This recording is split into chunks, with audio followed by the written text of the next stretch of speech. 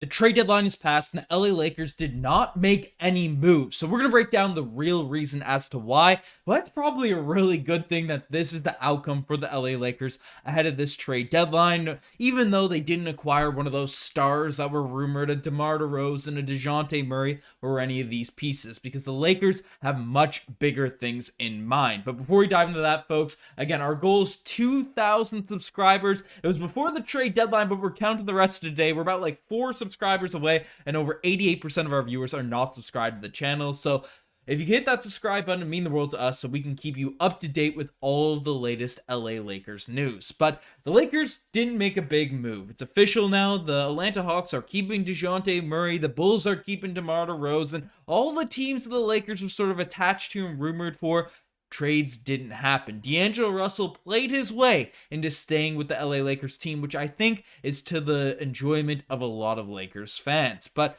basically, what's going on with the LA Lakers now at this point? Are they just done? What's going on? We're going to have a video coming out on potential buyout candidates, but basically, the probable path for the LA Lakers is standing pat at the trade deadline with the potential to acquire another star in the offseason when armed with 3 first-round picks. Now, this is something we've been discussing on recent videos about how this is the likely path for the LA Lakers in regards to a big potential trade. You know, the DeJounte Murrays of the world, the DeMar DeRozans of the world, all these types of guys. You know, there was some speculation that Gabe Vincent or Christian Wood could potentially get dealt ahead of this year's deadline, you know, in terms of a minor move, a money-saving sort of deal for the Los Angeles Lakers. But thankfully, they didn't deplete the front court in order to just, you know, save on some taxes for the future. You know, worry about that in the future. LA Lakers ownership and all that can handle $9 million or whatever the tax they're going to have to pay for keeping a Christian Wood on. So what's sort of the plan? What's the 3 first-round picks? Who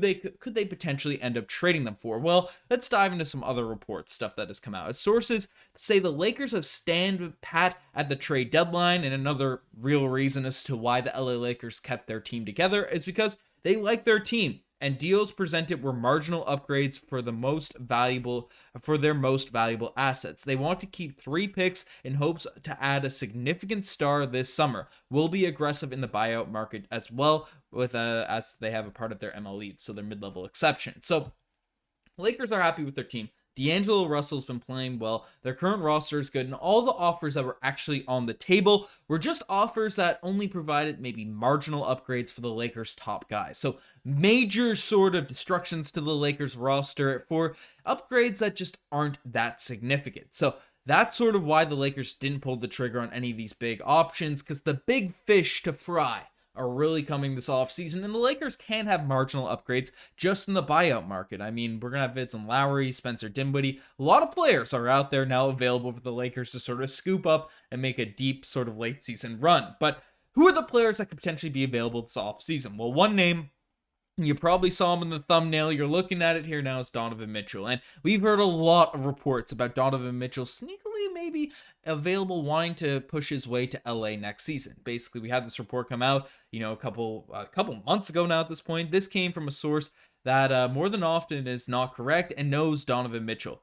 But he believes that Donovan Mitchell more often than not, is correct and knows Donovan Mitchell. He believes Donovan wants Los Angeles. He thinks he's going to try to be a Clipper or a Laker when LeBron's gone. So that's interesting. So that came out 2 months ago. Before all this stuff was going on, there wasn't a lot of things happening with the Cavs and things along those lines. Speculation in terms of what could potentially happen, but then more and more reports as we inch closer and closer to the trade deadline sort of perked up. But that sort of signified the interest in Donovan Mitchell, you know, coming to LA. And then there's also this. Basically, sources have told CBS Sports that a complicating factor on whether or not the Lakers acquire an impact player, you know, ahead of the trade deadline within the organizations, they could have a chance to acquire Donovan Mitchell this summer. The Knicks could also be in play, and obviously the Knicks have a lot of their draft capital as well. This this offseason, they made all those moves without having to give up any of their star players, and Mitchell's also been rumored to the Knicks, but the Lakers are attached in that report there as well. And then also come from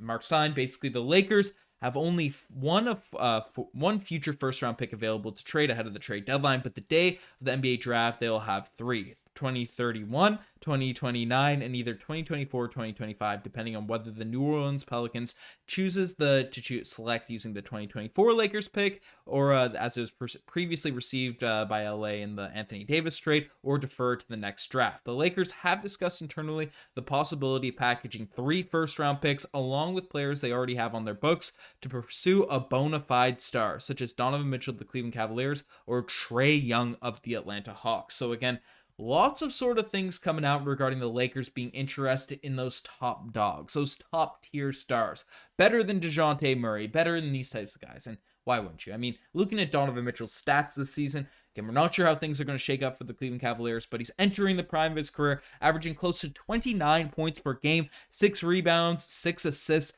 47% from the field, shooting 36% behind the three-point line. Really efficient. We've seen him in the playoffs absolutely cook in the Western Conference. In the Eastern Conference, pretty solid. Now, the Cavs have been solid since Evan Mobley's gone down with injury, and then they leaned into the Jared Allen as well as Donovan Mitchell being the top dogs on that Cavs team. So they are good. So there might be a world where the Cavs aren't that interested in trading Donovan Mitchell, but the summer, you now have that flexibility rather than having a marginal upgrade, especially with the reemergence of D'Angelo Russell. I mean, what point would it be to sort of trade D'Lo for another point guard that's just going to provide sort of average stats and things like that? I mean, D'Lo's been a remarkable shooter. He's providing exactly what the LA Lakers are hoping he's able to provide for this Lakers team. So giving up D'Lo plus additional assets to bring in DeJounte Murray, frankly, would probably make this team worse. Now, if D'Lo struggles in the playoffs like he did last season, then there's more cause for concern. But again, he's on a flexible contract. He's on a really reasonable deal. So I'm pretty confident. I'm pretty happy with the moves the LA Lakers, or the lack of moves the LA Lakers did today. I mean, there was a lot of speculation that potentially they'd give up a second and Christian Wood just to get out of that sort of tax situation. And again, you're all for rooting for the Lakers to make moves to get better, but no one's rooting for the LA Lakers in terms of just saving a bit of bread out there on the NBA tax market.